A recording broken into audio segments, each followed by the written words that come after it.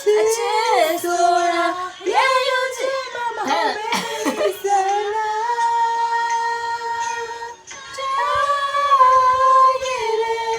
မြေတာတရားမလေးသစ္စာစကားမရဏတပေမှာထပြေလို့မြောက်ခဲ့တာစစ်တော်မနိစနာမင်းမသိရှာပေမဲ့ကွာစီရိုက်ကူဟာလေးချီမနိစနာ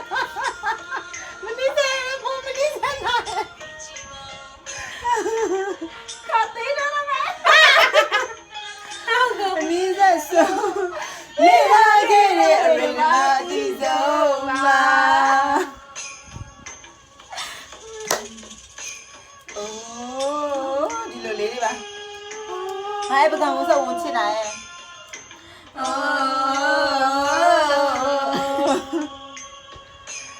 အခီကအစင်နဲ့ချောလိုက်ရရဲ့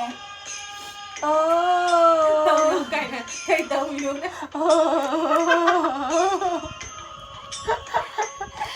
တချက်ကီးမဝဲဘာလို့ဘာလို့လာမတဲ့ဇမ်တော့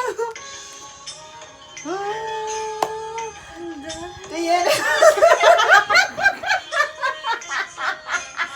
sorry တော့ရပါလို့တော့ကီးမဝဲနားလေနိုင်တော့မနိစနာရင်နေမှာအထင်လေးစိတ်နာမစုပြတာသူရှာကီးရဘလို့မဝင်တော့မချစ်လို့တော့မဟုတ်ပါ